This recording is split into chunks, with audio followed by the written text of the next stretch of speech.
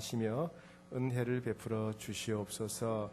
예수님 이름으로 기도합니다. 아멘. 네, 새 가족이 오셨는데 인사를 받드렸습니다. 김강수 집사님 인도하신 김수복 선생님 손만 한번 들어주세요. 네, 그리고 이훈자 집사님 인도하신 김정한 선생님, 네, 그리고 이훈자 집사님 인도하신 전검선 씨 어디 계십니까? 네, 큰 박수로 환영하겠습니다. 환영합니다. 잘 오셨습니다. 네. 자, 따라합시다. 뜨겁게 기도하고 행복하게 전도합시다. 네, 옆 사람에게 말합시다. 뜨겁게 기도하고 행복하게 전도합시다. 네.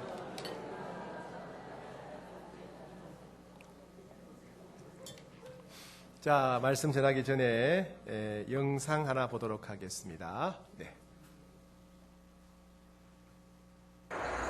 가정폭력에 대해서 가정폭력은 꼭 구타 등의 폭력만이 아니라 폭행, 유기, 학대, 간음, 재물 손괴 등등이 가정폭력에 해당됩니다. 최근에는 부부간 성폭행에 대해 논란이 많았는데요. 사실 이러한 가정폭력은 작은 갈등에서 시작됩니다. 다만 많은 요인들이 갈등을 가정폭력으로 이끌게 되는 것이지요. 대화와 이해, 용서라는 방법이 있는데도 불구하고요. 이번 영상을 제작하면서 가정폭력에 대한 자료들을 찾고 있었는데 정말 이거다 싶을 만큼 좋은 자료를 찾았고 그것을 여러분께 꼭 소개하고 싶어졌습니다. 2009년도에 개봉한 영화 똥파리입니다. 그럼 영화의 줄거리를 같이 감상하시지요. 영화의 주인공 상부는 사채를 받아주는 용역업체 직원으로 가난한 집을 찾아다니며 사람을 때리고 협박해서 돈을 받는 영화 제목 그대로 똥파리 같은 인생을 삽니다. 사실 이러한 상분의 인생은 어렸을 때 가정 환경의 영향이라 볼 수 있습니다. 뻑하면 어머니를 때리는 아버지 밑에서 자란 상품.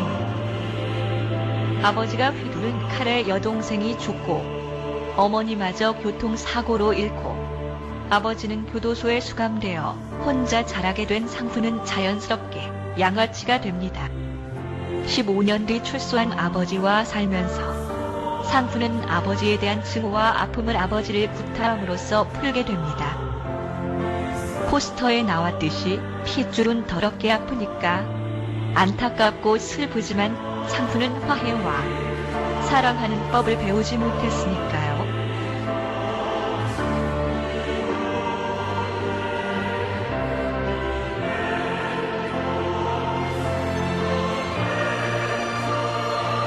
하지만 자살을 시도한 아버지를 도저없고 정신없이 뛰어가는 상순에게서는 아버지에 대한 사랑이 느껴집니다. 그렇게 죽이고 싶던 아버지가 간절히 살아나길 바라면서 이런 생각을 해봤습니다. 사람이 가장 힘들 때 기댈 곳이 어딘가? 역시 가족이 아닌가? 아내와 자식을 때리는 아버지에게서 자식은 무엇을 배우겠습니까? 희망을 꿈꿀 나이의 아이는 절망부터 배우게 됩니다. 폭력을 당하고 자란 사람은 아버지와 똑같은 폭력을 휘두르게 되고 사랑받고 자란 사람은 남에게도 사랑을 나누어 줄 수 있습니다. 그러니 여러분들께서는 부끄럽더라도 이 영상을 보신 후에 사랑하는 가족에게 직접 가거나 전화를 걸어서 말하는 겁니다. 사랑합니다. 보고 싶습니다.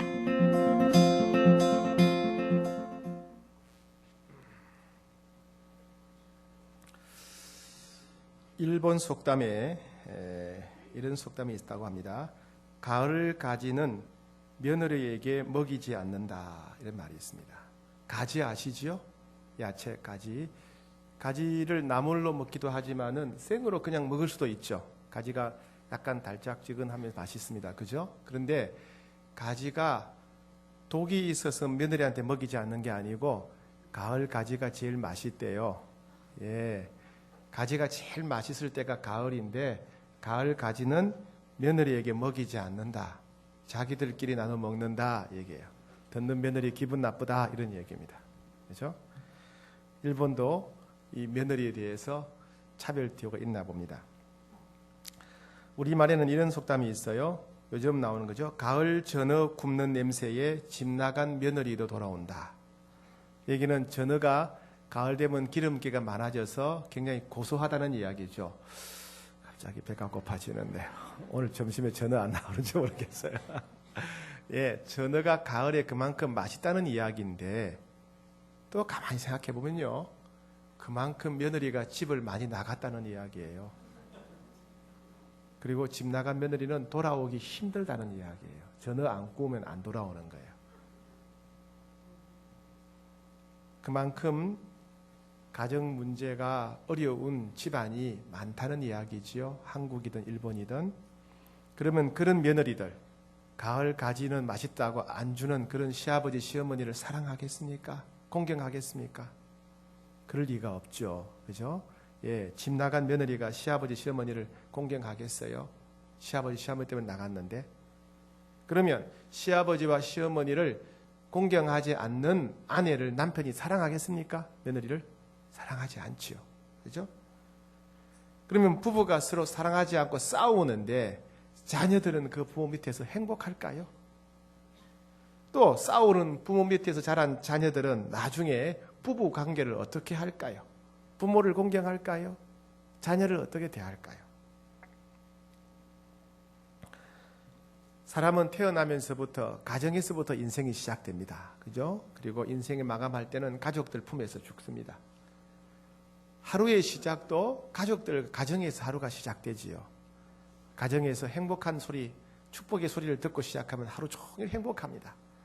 가정에서 싸우는 소리 듣고 싸우면서 하루를 시작한 사람은 하루 종일 속이 답답합니다. 하루 종일 어떤 일이 있었는지 간에 하루의 마감은 역시 가정에서 합니다. 세상에서 아무리 힘들고 어려운 일이 있더라도 가족들 품에 오면 위로받고 힘을 얻을 수가 있어요. 밖에서 아무리 좋은 일이 있더라도 집에 와서 험한 소리 들으면 모든 거 다 쏟아 부어버리고 인생이 험악해지는 겁니다. 그래서 한 사람이 행복하려면 가정이 행복해야 됩니다. 그죠? 가정이 행복해야 인생이 행복할 수가 있어요. 그런데 오늘날 우리 가정들을 돌아보면 가족들 간에 무관심한 경우가 너무 많습니다. 그리고 무책임한 사람들이 많아요. 가족들이 굶어 죽든 말든 신경 쓰지 않고 술이나 먹고 자기 그냥 좋은 대로 살아가는 사람들이 많습니다. 어떤 부모들은 지나친 권위의식이 있어요. 내가 부모니까 내 말 들어야 돼. 마치 부모가 제왕인 것처럼 왕인 것처럼 군림하는 부모도 있어요. 그리고 함부로 말하죠. 욕설을 하고 큰 소리를 치고 폭력이 가정에 난무합니다. 그래서 많은 사람들이 가정에서 상처를 많이 받아요. 어릴 때부터 부모로부터 형제로부터 상처를 많이 받습니다. 그래서 살아가면서 이 상처 때문에 괴로워하고 고통스러워합니다. 근데 이것이 거기서 끝나는 것이 아니라 그 상처가 되물림 된다는 거예요. 부모가 내게 욕하고 함부로 한 대로 나는 절대로 저렇게 안 해야지 그랬는데 생각으로는 안 하고 싶은데 몸이 부모가 했던 대로 그대로 자식들에게 합니다. 왜요? 내 몸이 내 눈이 보고 배웠기 때문에 그래요. 나중에 보면 내 아들도 내 손자한테 똑같이 합니다. 왜요? 나를 통해서 보고 배웠기 때문에 그래요. 이런 가정폭력이 가정의 고통과 가정의 슬픔이 대를 이어서 되물림 된다는 슬픈 현실입니다. 집사님 가정도 권사님 가정도 장로님 가정도 목사님 가정도 세상 사람들보다는 좀 낫겠지만은 이런 고통과 갈등은 크게 변함이 없습니다. 성경에 나오는 아브라함의 가정, 이삭의 가정, 야곱의 가정도 결코 만만한 가정이 아니었어요. 우리처럼 똑같이 어쩜 우리보다 더 깨지고 뒤틀린 그런 가정입니다. 그런데 그런 가정에 하나님의 은혜가 임할 때 놀라운 역사가 나타났던 것입니다. 오늘은 어떻게 해서 그들의 삶 가운데 그런 은혜가 임했는지 함께 살펴보고자 합니다. 이 야곱의 집, 오늘 본문의 주인공은 야곱의 집안인데, 이 야곱의 집안은 되는 집안일까요? 안 되는 집안일까요? 여러분이 한번 평가해 보세요. 첫 번째, 이 야곱의 집은요, 부인이 다양했어요. 부인이. 야곱의 아내가 너무 다양했다는 거, 아내가 많았다는 이야기입니다. 아내가 많으면 행복할까요? 남편 여러분, 아내가 많으면 행복할까요? 예. 이 야곱은 원래 라헬이라고 하는 여인을 좋아했어요. 그래서 라헬이라고 하는 여인을 얻기 위해서 7년 동안 무보수로 일을 합니다. 그 아내를 얻기 위해서 7년 동안 일하고 나서 이제 결혼식을 올리고 신혼방을 차렸는데, 이 친정 아버지가 보니까 둘째 딸 라헬은 예뻐서 이 야곱이 데려가는데, 첫째 딸 레아는 아무래도 결혼을 못 하겠는 거예요. 얼굴이 워낙 못생겼던 모양이에요. 이건 누가 데려가겠나? 얘는 결혼도 못 하겠다. 시집도 못 가겠다. 그래서 꾀를 내가지고 어떻게 합니까? 야곱이 라헬과 첫날 밤을 보내기로 한 그 방에다가 라헬을 안 넣어보내고 레아를 넣어보낸 거예요. 옛날에는 뭐 전기불도 없고 이러니까 뭐 누가 누군지 모르게 그냥 잔 거예요. 자고 일어나 보니까 이게 라헬이 아니고 레아인 거예요. 얼마나 속상하고 놀랐겠습니까? 그러니까 이제 삼촌한테 가가지고, 왜 삼촌 이럴 수가 있습니까? 내가 라헬을 위해서 7년 동안 일하고 라헬하고 어제 결혼했는데 왜 밤에 레아를 보내줍니까? 그러면 좀 더 일하면, 7일만 더 일하면 내가 둘 다 줄게. 이렇게 된 겁니다. 그래가지고 그냥 좀 더 일하고 아내를 둘을 얻은 겁니다. 둘을 얻었어요. 그런데 문제는 뭐냐면, 옛날에는 자녀를, 특히 아들을 많이 낳고자 예를 썼어요. 어떻게 하든지 아들을 많이 낳아야 농사를 지을 수 있고 목축업을 할 수 있고 노동력이 생기는 겁니다. 아들이 많아야 다른 사람과 싸움으로부터 보호할 수 있고 가족의 생존권, 재산을 보호할 수가 있는 겁니다. 그래서 아들을 많이 낳으려고 그랬어요. 그래서 야곱도 첫째 부인 레아와 둘째 부인 라헬이 있었지만은 아들을 더 얻으려고 레아와 라헬의 몸종까지 자기의 첩으로 삼아가지고 또 아들을 낳는 겁니다. 그러니까 그게 또 두 여인이 있죠. 그죠? 실바와 빌하라고. 그러니까 부인이 몇 명입니까? 첫째 딸 못생긴 레아, 자기가 사랑하는 라헬, 그리고 부인들의 첩이었던 실바와 빌하, 부인이 4명이 된 거예요. 4명이. 자, 물어보겠습니다. 야곱은 누구를 가장 사랑했습니까? 아니에요. 라헬을 가장 사랑했다고요? 아니에요. 성경 잘 보세요. 라헬만 사랑했어요. 예, 사실이에요. 라헬만 사랑했어요. 레아 못생겼다고 안 사랑했어요. 실바와 빌하 종인데, 첩인데 안 사랑했어요. 예. 레아는 못생겼다고 안 사랑하고 실바와 빌하는 이제 아들을 낳으라고 들여온 일종의 씨바지입니다. 씨바지. 그러니까 전혀 사랑하지 않는 겁니다. 그렇죠? 그러니까 세 여인이 얼마나 힘들었겠어요. 레아와 실바와 빌하는 얼마나 힘들었겠어요. 그 사건을, 그런 상황을 잘 보여준 한 사건이 있어요. 이 첫째 부인 레아, 못생긴 레아가 낳은 큰 아들이 르우벤인데, 르우벤이 가만히 보니까 자기 어머니가 맨날 우는 거예요. 맨날 울어요. 뭐 아픈가 싶으면 아픈 데는 없어. 근데 계속 밤에도 울고 낮에도 울고, 가만히 보니까 아버지가 자기 어머니를 사랑해 주지 않는 거예요. 남편만 보고 결혼했는데 남편이 사랑해 주지 않으니까 우는 거예요. 아, 어머니가 문제가 있구나. 그래서 르우벤이 어떻게 하느냐 하면, 성경에 보면 합한채라고 하는 식물을 구해다 어머니에게 갖다 줘요. 이 합한채는 뭐냐 하면, 오늘날 식으로 말하면 천년 비아그라예요. 천년 비아그라. 이게 뭐 하는지는 모르겠어요. 소화제인지 모르겠는데 하여튼 천년 비아그라예요. 그러니까 그걸 어머니한테 갖다 주면서 아버지하고 잘해보라 이겁니다. 왜? 자식이 볼 때도 어머니가 불쌍한 거예요. 불쌍하니까 뭔가 문제가 있는가 보다 싶어서 약을 구해다 준 거예요. 그 자식들이 볼 때도 이 어머니가 문제가 있는 거예요. 첫째 부인이 그 정도니까 셋째, 넷째, 첩인 빌하와 실바 입장은 어땠겠습니까? 하루하루가 비참했지요. 그런 어머니를 지켜보는 자녀들의 마음도 속상한 거예요. 아버지가 미웠을 거예요. 그렇죠? 왜 우리 어머니를 이렇게 내버려 두냐, 슬프게 하냐. 또 이 집에는요, 아들이 다양했죠. 첫째 부인 레아가 낳은 아들 르우벤, 시므온, 레위, 유다, 이사갈, 스불론. 둘째 부인 라헬이 낳은 아들 요셉과 베냐민. 셋째 첩이 낳은 빌하가 낳은 나탄, 납달리. 넷째 첩 실바가 낳은 갓, 아셀. 총 12명입니다. 야곱은 이 12명 중에서 요셉을 가장 사랑했어요. 요셉한테만 일 안 시켜요. 다른 아들들한테는 가서 농사 지어라, 양치고 오너라 이렇게 했는데 요셉한테는 너는 집에 있어. 너는 내 품에 있어. 맛있는 거 먹고 편하게 살아. 손에 물도 안 묻히고 살라는 겁니다. 그리고 특별한 옷을 지어 입혔어요. 채색 옷을 지어 입혔다 그랬어요. 오늘날식으로 말하면 다른 아들들은 전부 다 중국제 옷, 메이드 인 차이나 입히고 이 요셉한테는 명품 옷을 입힌 거예요. 몇백만 원짜리 명품 옷을 입힌 거예요. 그러니까 다른 형들이 보니까 자기 옷하고 비교가 되거든요. 이 채색 옷은 이 집안에서 제일 귀한 사람이다. 앞으로 장손이다. 이런 뜻이에요. 그러니까 다른 형제들이 얼마나 속상했겠습니까? 속상했겠어요. 아버지가 편애하니까 얼마나 속상했어요. 예. 아이들은요, 동생이 태어나면 마음에 병이 생겨요. 병이. 그죠? 동생이 그냥 눈에 보이지도 않고 임신만 했는데도 벌써부터 감을 잡잖아요. 자기 버림받을까 봐. 그게 사람이에요, 사람. 그런데 이렇게 자기들만 일 시키고 요셉은 일 안 시키고 자기들은 고생하는데 요셉은 잘 먹고 잘 자고 자기들은 중국제 옷 입는데 요셉만 명품 옷 입고 그러니까 얼마나 속상했겠어요. 예. 게다가 가족들이 천방지축이었어요. 천방지축.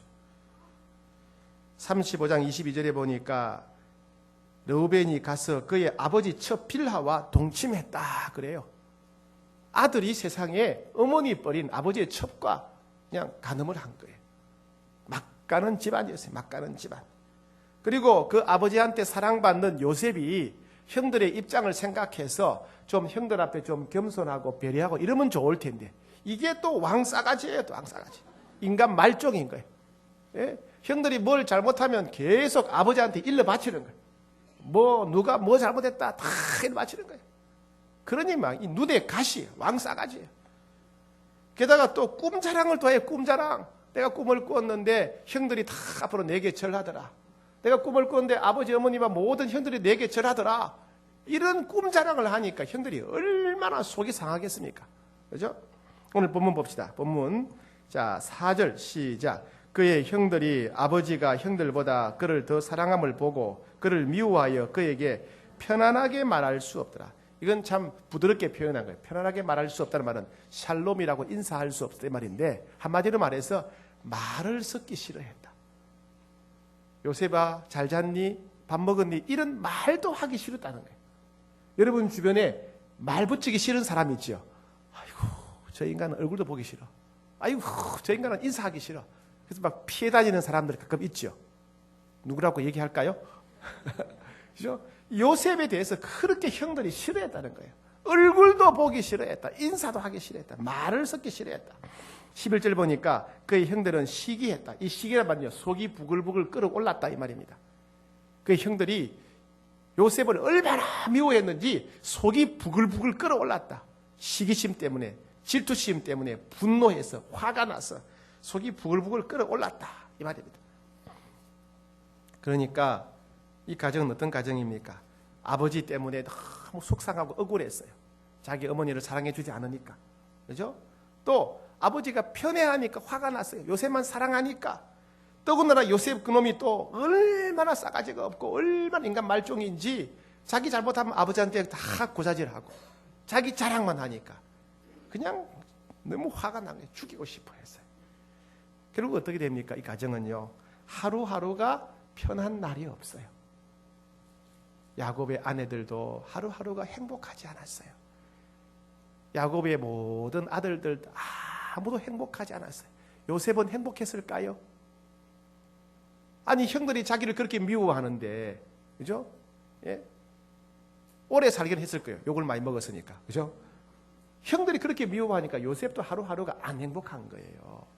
지나가다 형이 아버지 몰래 만나면 너 죽을래? 이렇게 말하니까 요셉도 안 행복했어요.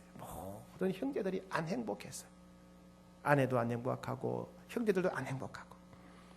그럴 뿐만 아니라 분노가 가득하고 정오와 저주가 가득한 거예요. 두고 보자, 두고 보자. 내가 죽여버릴 거야. 이런 말을 하는 사람들이.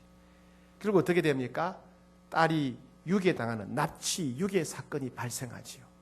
그리고 집단 살인 사건이 발생해요. 화가 난다고 평소에 얼마나 화가 가득 차 있었으면, 요셉 때문에, 아버지 때문에 화가 가득 차 있었으면 옆집 사람이 좀 잘못한 거예요. 가가지고 다 죽여버리는 거예요. 그죠? 세겜 집 사람들을 다 죽여버려요. 물론 그 사람들이 잘못한 부분도 있지만은 평소에 요셉 때문에 분노가 가득했는데 그렇게 된 거예요. 그런 말이 있잖아요. 종로에서 뺨 맞고 사근동에 와서 분부레한다? 그런 것처럼, 그런 것처럼 아버지로 인한 분노, 동생으로 인한 그 분노, 이걸 갖다가 어디서 풀었냐? 사고친 옆집 사람, 세겜 집 사람들한테 푸는, 그 사람들을 다 죽여버려요. 집단 살인 사건이 일어난 거예요. 나중에는 동생을 죽이려고 했죠. 친족 살인 미수 사건이 발생해요. 나중에는 요셉을 팔아먹지요. 인신매매입니다. 인신매매. 이런 납치 유괴 사건, 집단 살인 사건, 친족 살인 미수 사건, 인신매매 사건이 야곱의 집안에서, 가정에서 일어났다는 이야기예요. 참 갈 때까지 간 집안이에요. 갈 때까지 간 집안. 왜 이렇게 되었을까요? 왜 집안이 이렇게 망가졌을까요? 왜 이렇게 가정 식구들이 행복하지 않았을까요? 그것은 뭐니 해도 야곱 책임이죠. 그죠? 야곱 책임이에요. 그럼 야곱은 왜 그랬을까? 야곱은 왜 아내 라헬만 사랑하고 다른 여인들을 사랑하지 않았을까? 야곱은 왜 다른 형제, 다른 아들을 사랑하지 요셉만 사랑했을까? 왜 야곱은 편애했을까요? 그것은요, 야곱도 편애를 받으며 살았기 때문에 그래요. 제 말이 맞다고 지금 반주가 나오잖아요, 지금.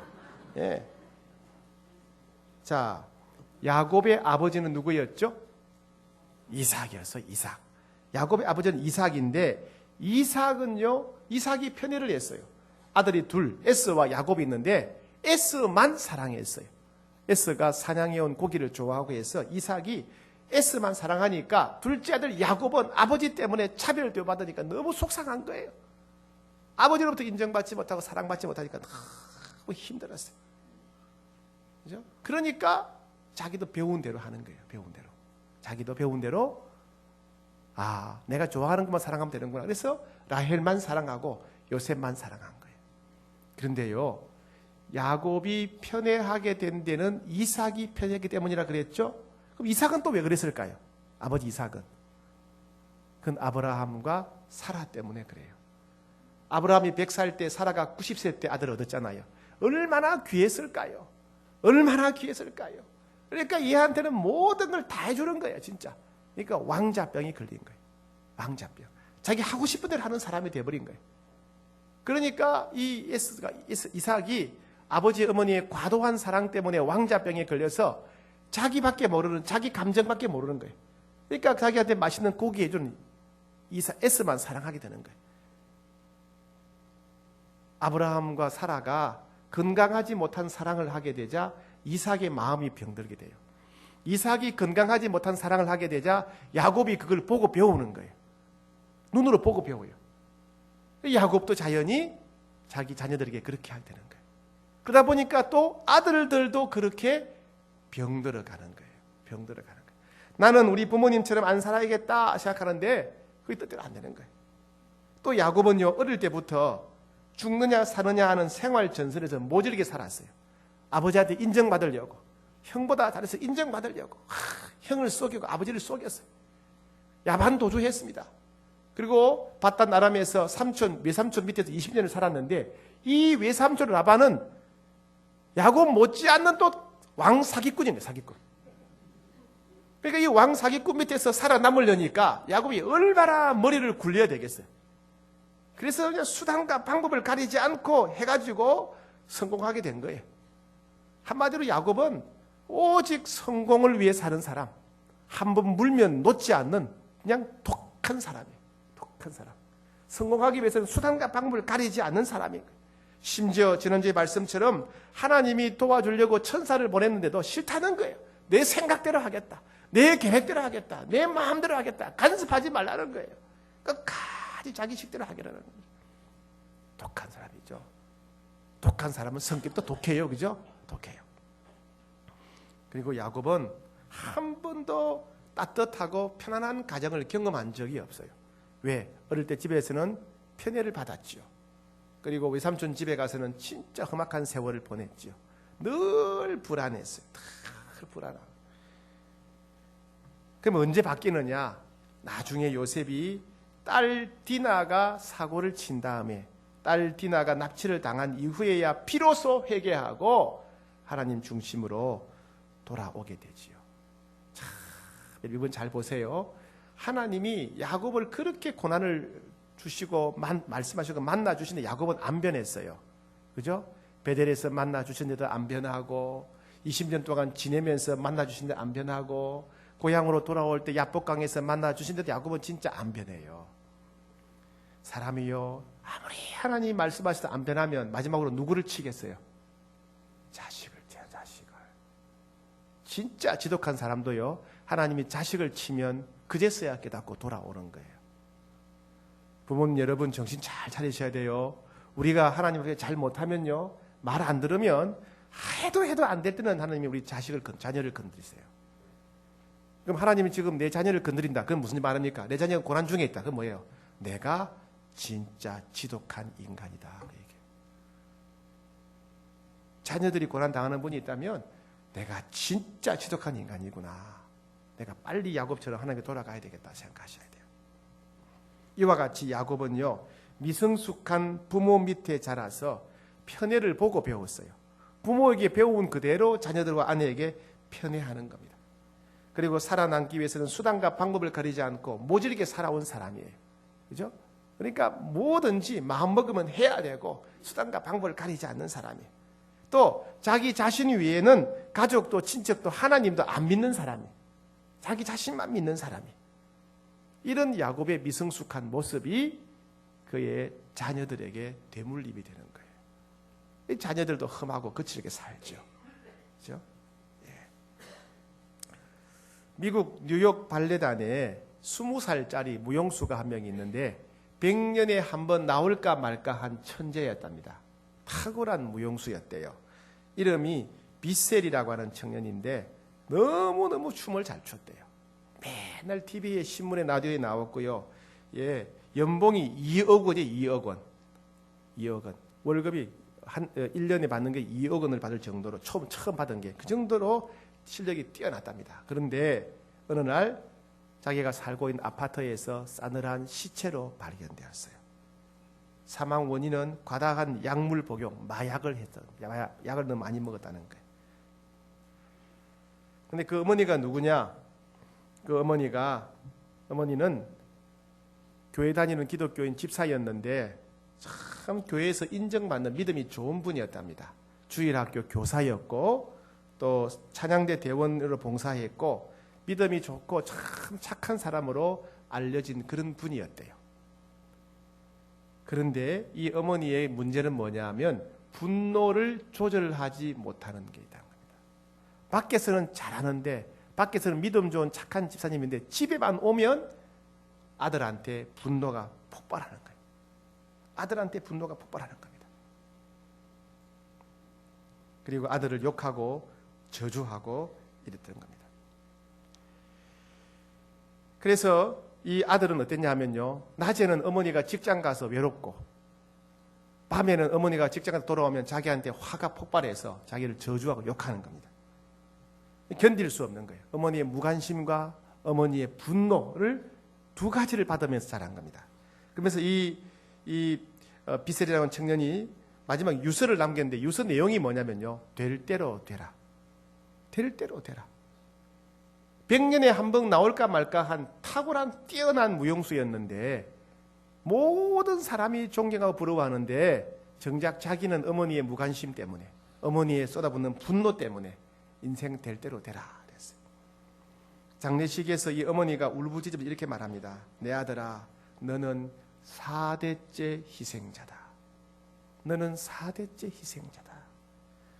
너의 정조 외할아버지, 너희 정조 할아버지부터 그랬다. 너희 할아버지도 무관심과 분노의 희생자였고 나의 아버지도 분노와 저주의 희생자였고 나도 그랬고 네가 4대째 부모의 분노와 무관심의 희생자다. 불쌍한 내 아들아. 그렇다는 거예요. 100년에 한 번 나올까 말까 한 천재 무용수를 자살하게 만든 것은 집안에 대를 이어 내려온 분노와 무관심이라는 거예요. 이런 모습들은 우리가 나는 저렇게 안 살아야지, 우리 부모님처럼 안 살아야지 그러는데 그걸 내가 눈으로 몸으로 보고 배웠기 때문에 나도 모르게 그렇게 사는 거예요. 여러분, 어릴 때 배운 거는 다 잊어버렸는데 어릴 때 자전거 탄 거는 몸에 남아있죠. 어릴 때 물에서 수영한 거는 몸에 남아있죠. 몸에 배인 거는 남아있다는 거예요. 평생. 눈으로 보고 배운 거는 몸에 남아있어서 나도 모르게 내 아내에게, 나도 모르게 내 아들에게 한다는 거예요. 그 모습이 내 손자에까지 내려간다는 이야기예요. 그럼 어떻게 해야 되겠습니까? 과거는 바꿀 수가 없어요. 우리의 과거는 바꿀 수가 없습니다. 그러나 현재 우리가 어떻게 사느냐에 따라서 우리의 미래는 바뀔 수가 있어요. 우리 자녀들한테는 이거 물려주면 안 되잖아요. 우리 손자한테는 물려주면 안 되잖아요. 우리 대에 이거 끊어버려야 됩니다. 뭐 어떻게 해야 끊어버릴 수 있습니까? 첫 번째, 예수님을 인격적으로 만나야 돼요. 야곱도 세겜에서 하나님을 다시 만났을 때, 그죠? 베델에 가서 하나님 다시 만났을 때 놀라운 변화가 일어났죠. 요셉도 참 교만하고 왕싸가지였는데 고생 끝에 하나님의 신비한 은혜를 체험하고 나서 변화되었어요. 그리고 형들을 용서하고 가족 간의 화해와 회복이 일어났습니다. 누군가 한 사람이 변해야 돼요. 누군가 한 사람이 하나님 만나서 변화됩니다. 그럼 그 사람을 통해서 가정의 변화가 시작되는 겁니다. 예수님 믿고 예수님의 마음을 품고 살아가고 성령의 능력으로 살아가는 한 사람이 있어야 됩니다. 아무리 교회 오래 다녀도 예수님을 인격적으로 만난 적이 없다면 진정한 변화는 없는 겁니다. 예수님을 만나야 새 마음을 품게 되고 예수님 만나야 새 능력이 있게 됩니다. 그래서 우리는 내 남편이 예수님 만났는가, 내 아내가 예수님 만났는가, 내 자녀가 예수님 만났는가를 잘 보셔야 돼요. 교회에 얼마나 오래 다녔냐, 직분이 뭐냐, 그게 중요한 것이 아니고 진짜 살아계신 예수님 만났나, 마음이 변화되어 새 사람이 되었나 확인하셔야 돼요. 두 번째는 죄의 문제를 해결해야 돼요. 죄는 하나님과 우리 사이의 방해물입니다. 많은 사람들이 죄에 신음하고 있어요. 죄는 뭐입니까? 이기적인 욕심, 교만한 마음, 교만하고 이기적이고 자기 중심적인 우리 태도 본성이 죄입니다. 이 우리 죄가 하나님과 우리 사이에 장애물이 되어서 하나님의 얼굴을 보지 못하게 만들고 하나님의 음성을 듣지 못하게 만들고 기도에 응답받지 못하게 만드는 거예요. 이 장애물이 없어져야 돼요. 우리의 교만하고 이기적이고 자기 중심적인 이 죄가 없어져야 하나님 만날 수 있고 기도 응답 받을 수 있는 겁니다. 죄를 해결하는 길은 뭐예요? 예수님께서 나를 위해 죽으셨음을 인정하는 거예요. 그죠? 십자가의 보혈로 씻길 맡게 하겠어요.